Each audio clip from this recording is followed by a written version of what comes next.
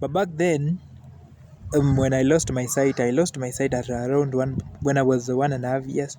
Oh, hisi ya kuzaliwa nayo. Z. Oh. And then venye my dad was a teacher by the way, so venye aliona I've lost my sight, so ilibidi tena aende tena shule, arudi tena shule. Nika vile mademu anasema wakidampiwa narudi soko. So my dad had to go back to school. Asome, ajue how to deal with persons living with the disability. So kaenda Kise, kamaliza, akafanya diploma. So at least alikuwa anajua, alifanya diploma in special education, so alikuwa anajua how to deal with me. So nikasoma.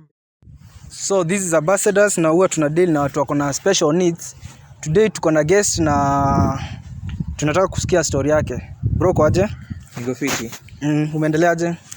Niko poa. Naona uko poa. So tunataka utuelezee story yako venye umekuwa. So unatuchapa ka introduction venye umekuwa. About life nini, vitu hizo vitu tu. Okay, kwa majina naitwa Denis Odero. Currently I'm a student at Cooperative University. In terms of life wise, ijakuwa ngumu na ijakuwa rahisi. It's just there, moderate in the yeah. Oh, maisha imekuwa tu sawa. Hujaona ikuwa ngumu. Siwezi sema iko ngumu sana. Hujasikia unga imefika 200 bana. Unga imefika 200 but inapandaga tu. Because nakumbuka tukizaliwa 2 kg ilikuwa inabaiwa at a price of 40. Sasa hii ni to so lakini gawa imepunguza kiasi lakini haijafika bado. So ni life. Mkate tulikuwa tunabai 12 bob. Sasa hii ni 60. Inaelekea 70. Inaelekea 70. So ni vitu zenye lazima zihappen. Inflation lazima baadhi. Oh, hiyo iko fiti. So life sasa tunaingia life yenyewe. Kwenye umesomea serikali hizo. Life. Niko so in terms of masomo nimesomea boarding, like let's say from class 5 mpaka form 4. But back then, when I lost my sight at around when I was 1.5 years. Oh, hisi ya kuzaliwa nayo. Z. Oh.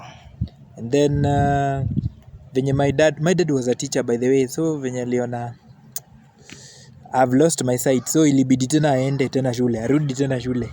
Nika vile mademu anasema wakidampiwa narudi soko. So my dad had to go back to school. Asome, ajue how to deal with persons living with the disability. So kaenda Kise, kamaliza, akafanya diploma. So at least alikuwa anajua, alifanya diploma in special education, so alikuwa anajua how to deal with me. So nikasoma mpaka class 5 and then unfortunately he passed, so I had to pick up again. So ilibidi sana nipelekwe boarding penye ningepata na mamode wenye wanajua how to deal with persons living with disability. Though I didn't go to a special school, but I went to an integrated school, a very good one. Ilikuwa inaitwa Uber Boys Boardings. So huko nikasomea from class 5 mpaka class 8. Nikamalizana na hiyo story, nikakuja Thika. Nikafanya from form 1 mpaka form 4. And now right here, I'm here in Cooperative. Yeah. Isha kamba sasa iko aje? Isha kwetu sisi tunaona iko ngumu. Hapo unaweza describe aje? Hakuna mwenye anataka ya kamba so obvious. Ngumu. Despite that iko na some I mean like iko na advantage because you get to know friends, you get to know more about life and so on and so forth. But yo kujikalisha buda ni step bana. Si rahisi. Ni mlima. Ni kama ni mtu mwenye anaanza life in real life. Wewe tofauti yako na mwenye ameoa ni tofauti tu kidogo tu, jua una watoto. Ni watoto. Kupambana tu. So kwa hapa tuko hapa naendelea kumalizia dream. Dream yako inaenda fiti. So kuna msee yako pale ajaipata hiyo chance ya kusoma. Unajua ni waseles wamepata hiyo chance ya kusoma ama wanafikiangwa na government kwa hizo stories za special needs.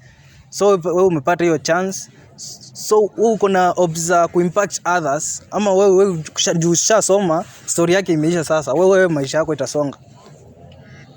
Okay, Kenya unasema ni ukweli because in this disability world it is full of challenges. Siwezi sema ni enjoyable. It is full of challenges because the challenges starts from the parents until to everyone around you.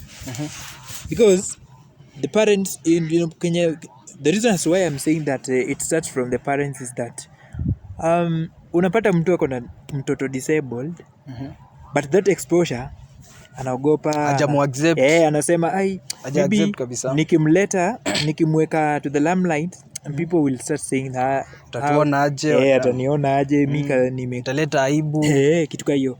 Mtoto wangu anafaa kuwa, so that discrimination unapata tu ako isolated, aonekani anafichwa, ataleta aibu kwa wageni nini, ataharibu my reputation. Usione eti sasa you meet people with disability in streets, you think that hao ndio wenye wako, you think that hao ndio wenye wako kwa street, hao ndio wenye wako Kenya.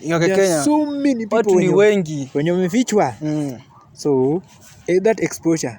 So I thank my parents because wali accept. I have never, and this one I have to say without any fear of contradiction. I've never been discriminated by anybody in my family, starting from my paternal family to my maternal family. Kwanza wana enjoy, kwanza wakisikia I am around, they feel like wow. Now benefit, they are comfortable with me. Like the acceptance matters a lot. Kwanza kuaccept, first thing ni kuaccept. So sema shida mingi inaletwa na the parents kuto accept kwanza watu wao wako na disability. That's the problem. Hapo kwanza shida ndio inaanza. Kwanza first of all, so una advice wase wamepata watu wako na disability, you accept. Unawaambia aje? Ukishapata msee nini umepata disability na maybe uko young, najua saa mtu kama mimi nipate saa mtu ako na disability. Sasa itakaa huko adala, sijui inaweza anza aje, si ndio? So unaweza advise watu kao sasa aje? Tuachane kwanza na hao sasa, hiyo generation sasa ilipita. Tuanze hii generation yetu sasa, tuko saa hii sisi. So unaweza advise aje? So my youth sasa, tuseme si my youth. Wapatane now in terms of meeting or couple. Couples. Ama young couple sasa. Okay, ama mtu yeyote tu, si kuna single mothers pia. Nobody does make a choice of which kind of a child they are going to bear, right? Ama kuna mwenye mtoto anamwandikia barua na mwambie tunajipata tu, mimi nakujaa hivi, tunajipata tu hivyo tu, umeshtuka ukapata. So any outcome of a child, take it positive. Venye atakuja mchukue, venye Sauti Sol wanasema mtoto hukuja na sahani yake. Hivyo ndivyo mtoto anakujanga mbele, akikuja akiwa na miguu fine. Akikuja akiwa ana pia ni sawa. Cause a friend of mine used to say that disability is a joining club. You don't know when you are going to join the club. But you can join in at accident, by an accident, at an older age, at a younger age. It depends. So before you discriminate someone, you have to think twice. Tomorrow you don't know about tomorrow. Leo ni yeye, kesho ni wewe. Sasa hapo ina make sense sasa. And then something else is that as you have that disability, accept that you have the disability. Kuna wenye wanapatikana kwa hiyo situation wanaanza kusema now my life is finished. I don't have any future anymore. When in real sense you've got a bright future in front of you, only that you've never accepted that you do. So una feel gava imefika, bado imefikia watu, kila mtu ako na disability, au bado una feel kuna gap? The government is trying. Imefika hadi una feel everybody is treated. Unajua huko hapo campus na wase wengi, so kwenye umetoka kuna wase wengi sana hawajapata hiyo chance. So una feel bado imefika venye kuna hizo efforts zinawekwa kweli. Kuna implementation government inaweka. But whoever is running the government will fail to meet their obligations that the government wants or the target that the government is aiming. Sa hapo ndio inakuwa na shida tena.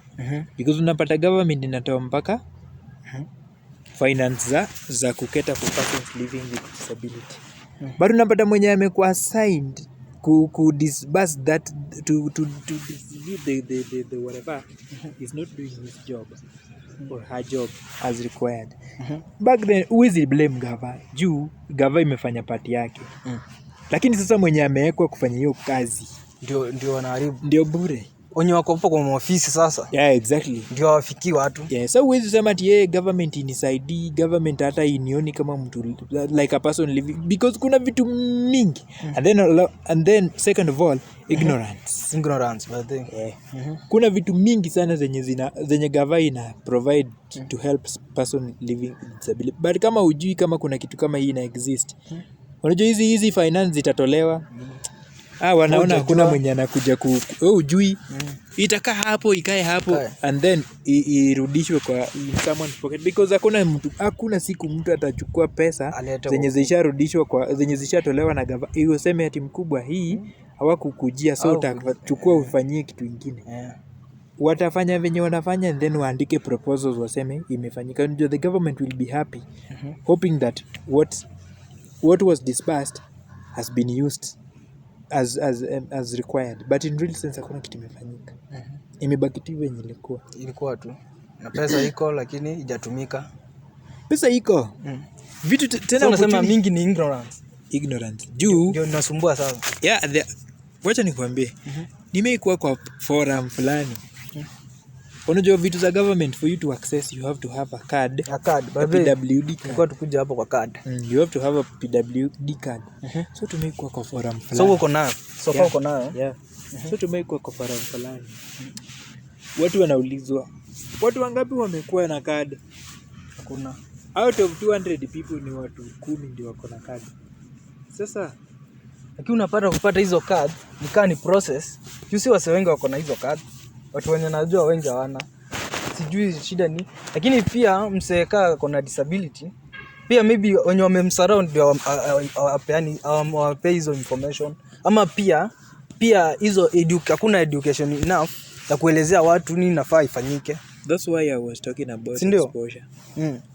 Because for you to realize that these things happen in government, you have to socialize with people. You have to mean like ukue exposed enough to realize that such a thing is happening in such a way. Lakini unajua kuna different types of disabilities. Si kuna mwenye hawezi tembea kabisa, lazima huyo amuvishwe. Kuna wenye hata hawana hizo wheelchair. So huyo mtu kupata exposure kwake ni ngumu. Exposure yake ina dependia kwa mtu mwingine. Sasa huyu mtu kaa yuko ama mtu hayuko willing. So mtu kaa huyo tunaweza msaidia aje?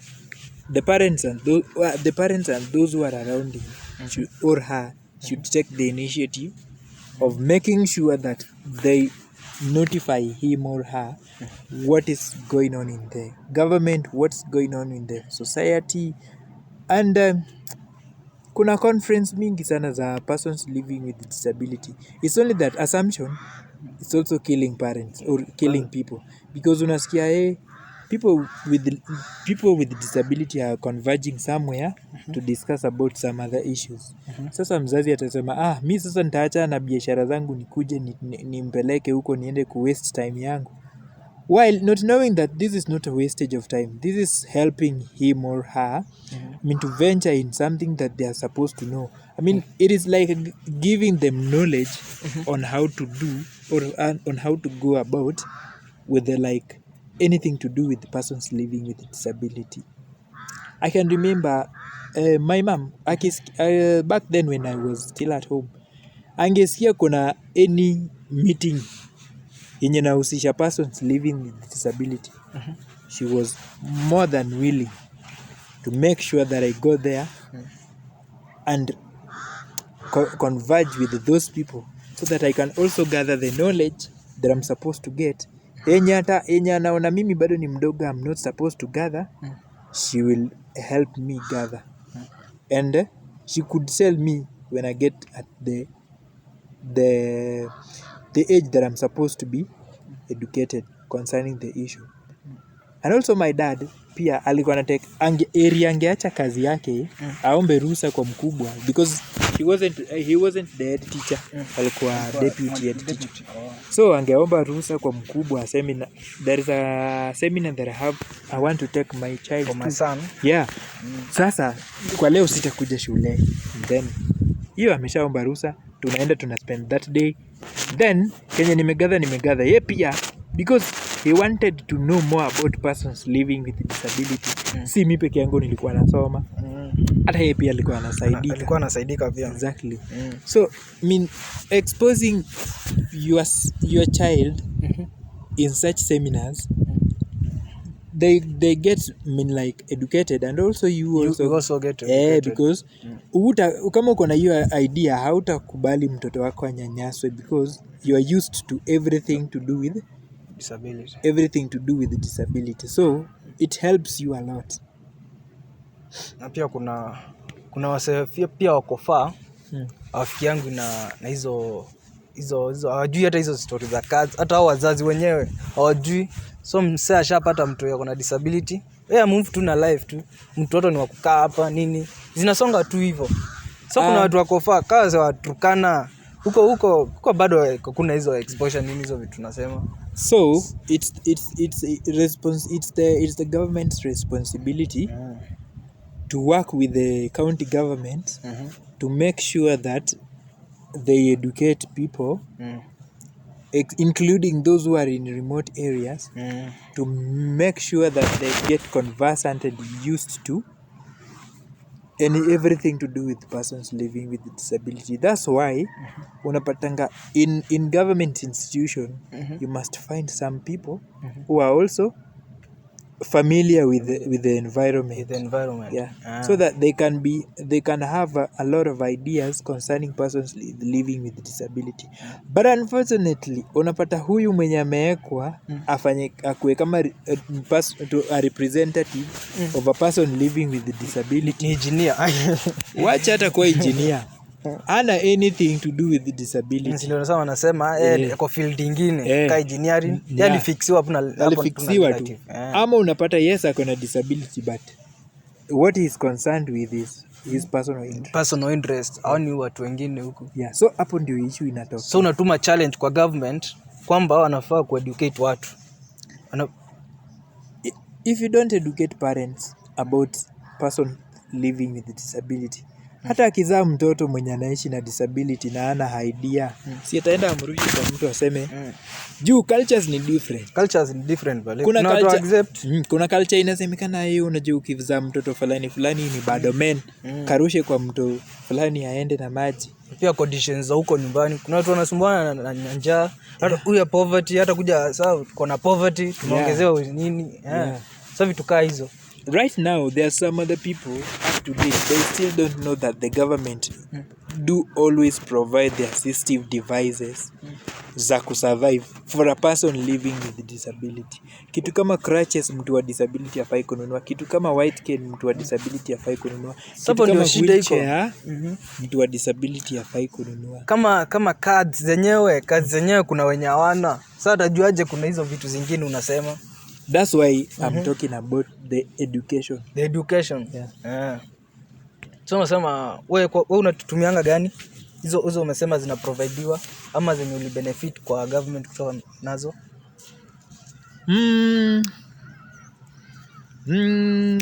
Kusema tu kweli. Hapo naona ngongo hapa. Asi uongo. Any of my friends can testify this. Kusema tu kweli, hata saa inaweza kupea namba ya my mama umuulize. Denis uko na white canes ngapi? Atakwambia niko na white canes ka 4. Hizo umepewa free. Na zote hakuna yenye nimelipia. Hizo ni za government. Both provided by the school, Cooperative University of Kenya. And others were provided by the requirement institutions. So shule imeingilia the responsible institution. I can say that Shule iko na support somehow yake. shule iko na support yake somehow. Though sisi market shule sana because kuna vitu zenye wanafaa kuimprove. Na pia hawaja kulipa. But they are trying but they are really trying. Cooperative nimeona wanajaribu. They are trying only that kuna vitu zenye wanafaa kuimprove. Na siwezi zisema saa hii mpaka wa raise concern waseme nimeona umeongoa reli kwa social media ni nini, what do you want us to improve? That's when I'll be free to open up to them and tell them that these and these and these. Sasa hiyo kitu itaendelea kutuuma, unajua ikikuwa affect inaendelea kuaffect mtu mwingine na mwingine. So si ni risa uiweke wazi ikuwe sasa hiyo story ishe. Ndio sawa, angalia maybe kuna venye umesema wenye wanawekwa kwa hizo offices hawajuangi hizi vitu. Na maybe yako hapo anaona kila kitu iko tu sawa, lakini hajaambiwa. Maybe sasa hiyo ukisema hivi itaenda rectifywe. Upate iko. Right now I've raised an alarm. So for whoever is interested or concerned about what he want or what they want to know about how they should go about it. Kwani naishi Canada kama miguu niko Kenya. Naweza kuwa approached. Nitawapea my social media accounts. Munifuate huko. Hiyo time na account. Tunaingia tu. Bado nisikia by the end of this minute. Nitawapea. Utawapeana kila kitu. Nitawapea anything yenye mnataka. Hiyo ni poa. So kusoma unatumia braille ama unatumia gani? Kusoma natumia braille. Na braille sijanunua pesa yangu. Bado braille napewa. Si ni kazi ya gava. Sasa ni kazi ya gava, kuna mtu pale afikiwi bana. Nakwambia. Afikiwi because ana hiyo exposure, ajui, hajaambiwa. So pia nyinyi mtu tumeki ikuwe viral. Kila mtu afikiwe. Upate kila mtu msee anasaidika. So kwa ati tuna assume huyu umepata pia kila mtu alipata. Kila mtu wako alipata. Who do you want to blame? Do you want to blame the government or do you want to blame the suppliers?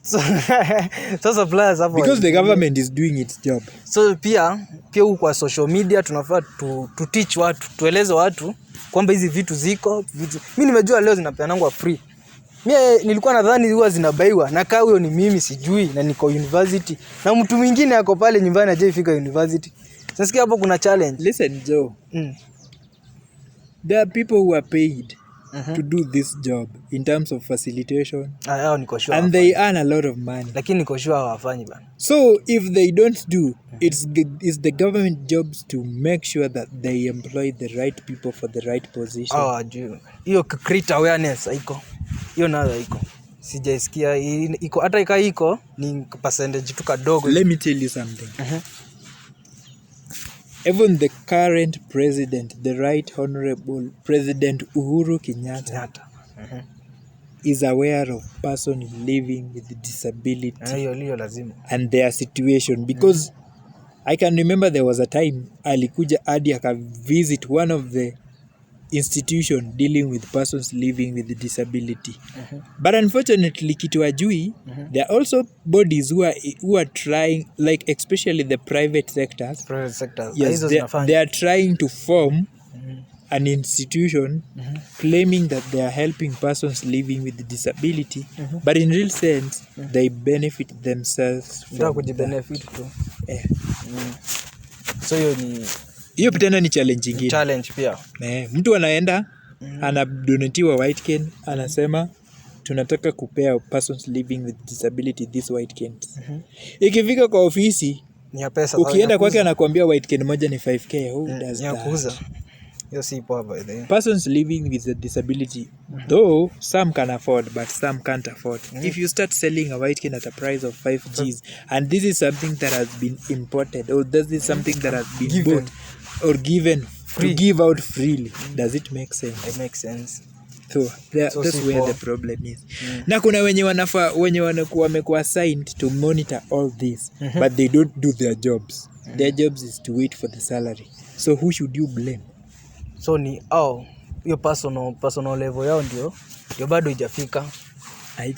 What I can say that if you are given a job or if you are given a task to do your job, do your job as required, not do your job, not do the opposite thing that you've been assigned to do. Do what is required of you. So umesema unatumia braille Na ni ya shule. na ni ya shule Na imeletwa na serikali. Na- Shule ndio imebuy. I don't know how much it was bought. Sitaki kujua. na simu unatumia settings gani? So kuna msee pale anaonanga challenge haizi buy simu juu yeye ni blind, yeye haizi ona.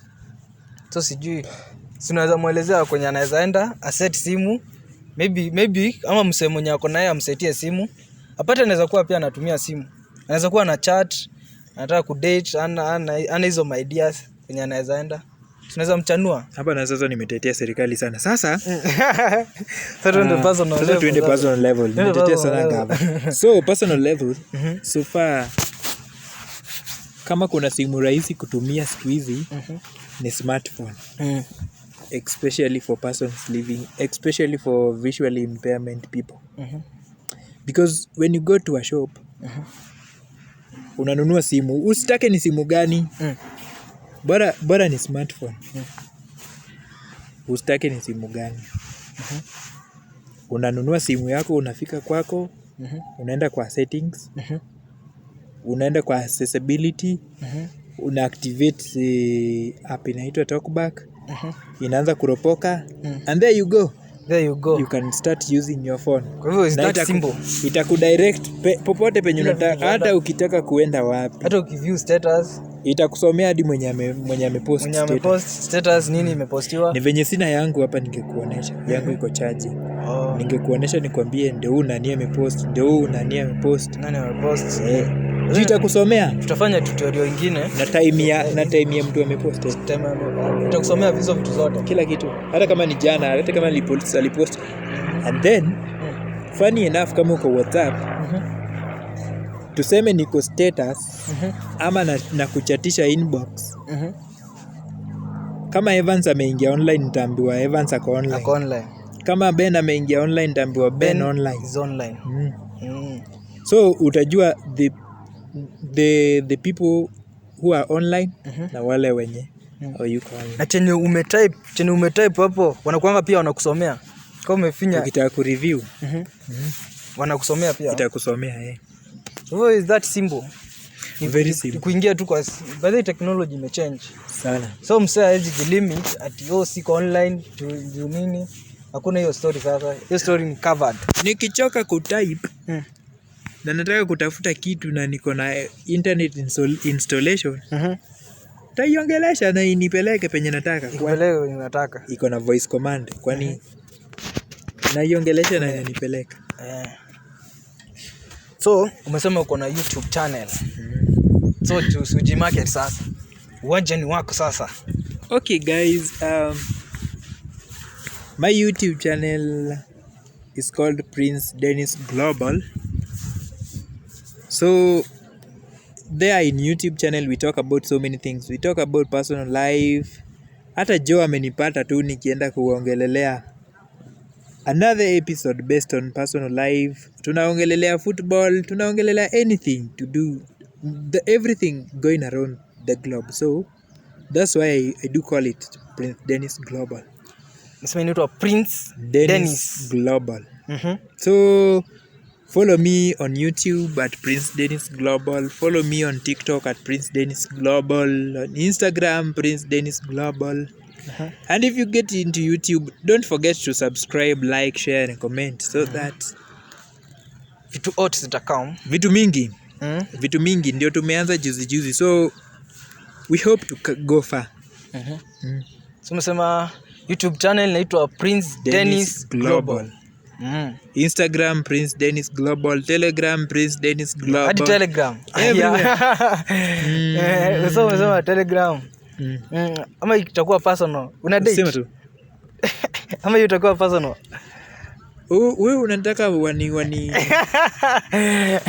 But anyway, I can't share away. I'm dating. You're dating? Yuko poa pia. Can't share away. I'm dating. Yuko poa ufichi. Kuinja watu date. Watu single ni wengi. Kuja to date bana. Kwa mwenye alikuwa na intention hata itabidi amepiga pause kwanza. Lakini anaweza ingia tu mjaribu hizo ama ni occupied kabisa. Nataka ni uwawe na mama.